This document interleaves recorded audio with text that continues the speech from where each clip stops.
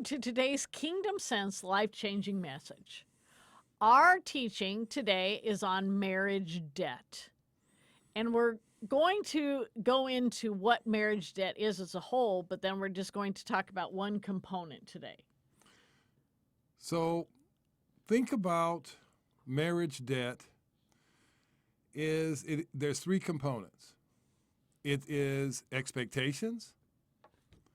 It's built upon our expectations. It's built upon our assumptions that come forth many times from these expectations, and then presumptions.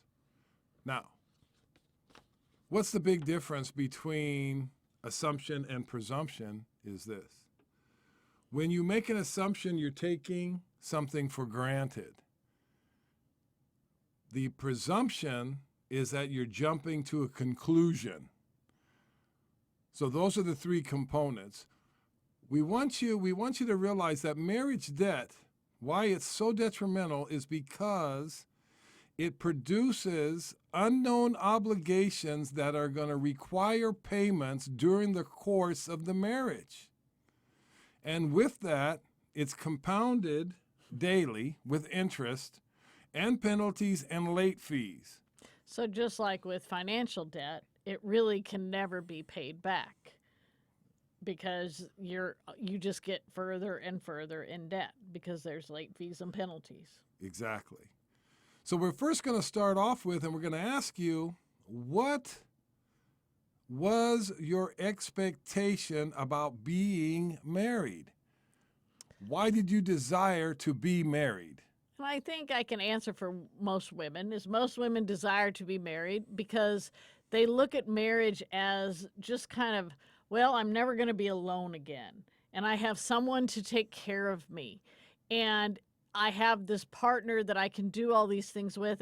And marriage is just going to be bliss.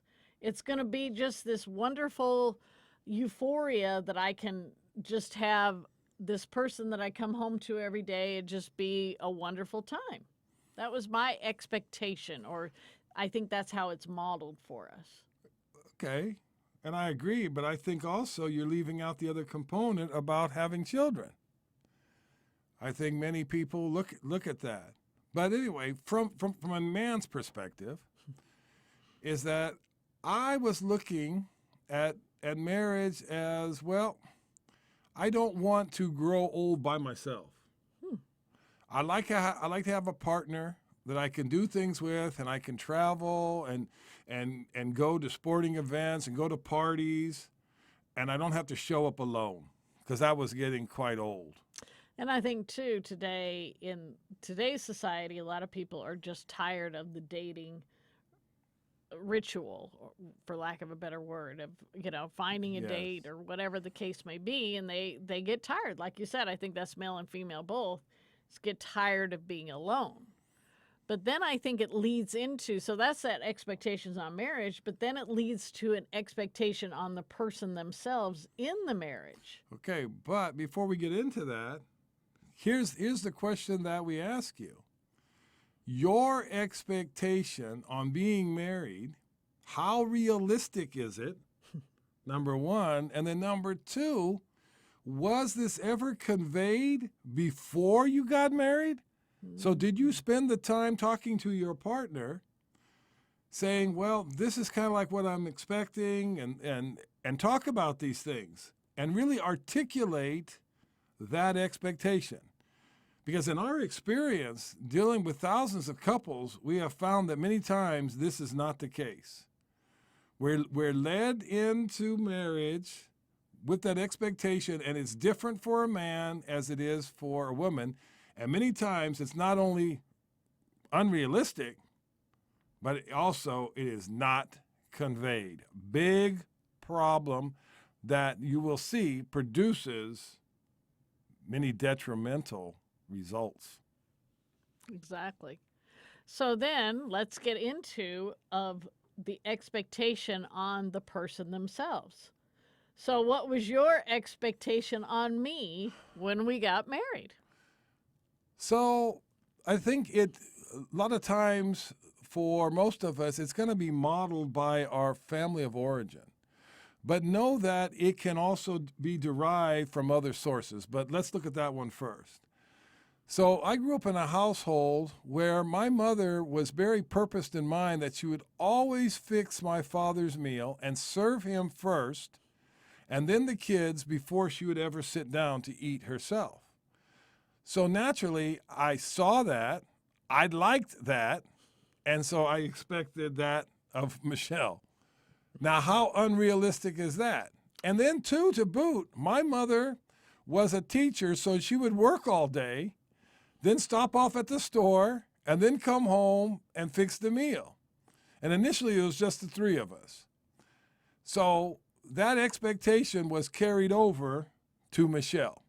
And did he ever convey that to me? Did he just assume that it was going to be done?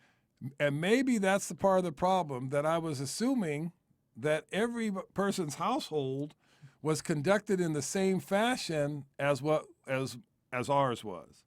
Right.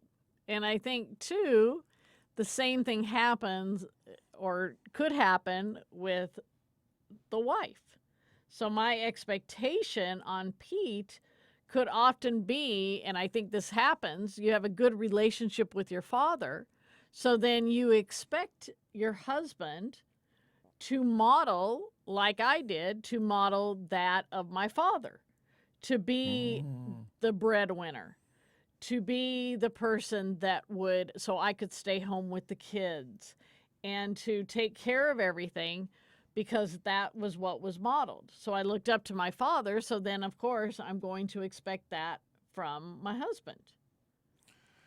And there's another thing that comes into this expectation that many times that we fail to even think about, and that is the traditions.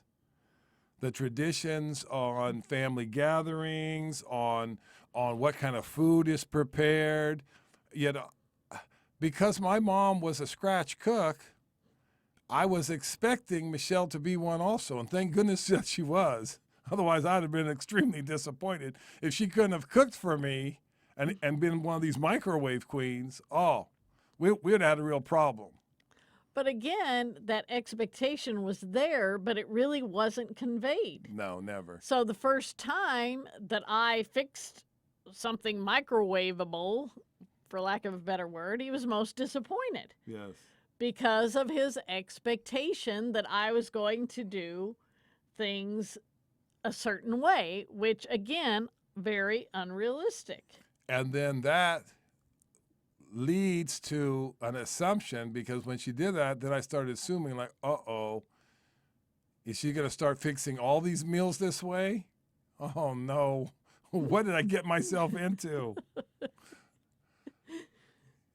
But then we don't deal with that expectation, or the expectation isn't met. We don't deal with it, and then it causes us to start piling on the debt. Yes. That's where it starts.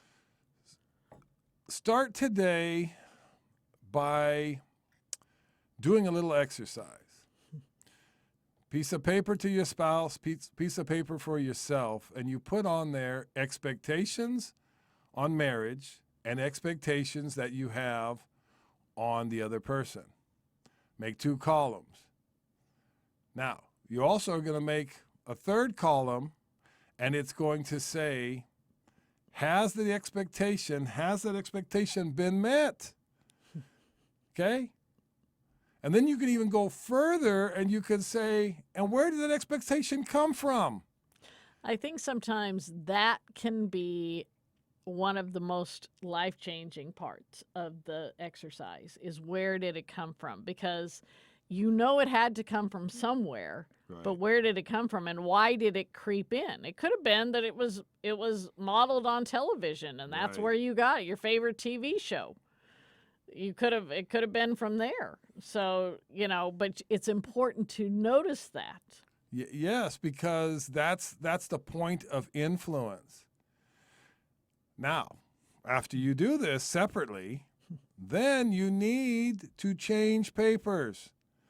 Give the other person an opportunity to look at these expectations And then what you could do, sit down together and say, okay, realistically, let's take one by one.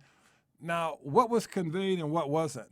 Because in that has this been met column, the other person invariably will say, what do you mean I haven't met that? I've met that. I've done this, this, and this. That's right. So you didn't see it that Yes. way. Yes. And so thus it gives a time for both parties to convey now expectations that have not been met and the ones that have, and how so. But also each person has a chance to defend their actions of why they've done things or haven't done things. Like what happened with Michelle. When we do this exercise, she's like, this isn't realistic that I go to work all day, then you expect me to call you on my way home and go to the store and get your meal, come home, fix it, and her being a teacher, then after the meal, then she has to sit down and grade her papers and keeps her up until midnight every night. Things had to change. I'm sorry. But not realizing of really where that came from. And it was so embedded in him that and I kept thinking, again, making an assumption, he's going to see that there's something wrong with this. Because he would see me working myself to death, and he's going to say, oh, something terribly wrong. I have way too many expectations on you. But he didn't. No. I did not come into the error of my ways until we did the exercise ourselves. And then be open to hearing the other person without interruption is going to be most critical. But there's one little caveat. There's one little secret to this. Is that when the other person is explaining, if you don't understand, then you have to speak up and say, can you articulate this a little bit better? Can you give me another example? I don't really see it in the right light. And one other thing that's so, so important. Do not do this at a time when you're at odds with one another. Oh, no. Because it's only going to turn into a huge argument. Yes. Do it at a time where you are lighthearted, where you have set aside enough time, because it does take time to go through this exercise, but it is truly life-changing to say, wait a minute, this is unrealistic. And hopefully you're like us, where we just started laughing because it was just so ridiculous. Yes. To hear some of the expectations and then to understand them from the other person's point of view. Okay. So remember, this is all about making your marriage more harmonious. Okay? Because this marriage debt, it erodes at a marriage at a rate that if left unchecked, it will lead to divorce, and you don't want that. This can be avoided. And it can really be taken care of. And it may sound like, oh, this could never happen. It can happen. It can happen quite easily, but you have to be purposed in mind to do so. Right. And we are living proof of that. So be blessed and remember that life is better with Jesus than without him. Until next time. Thank you.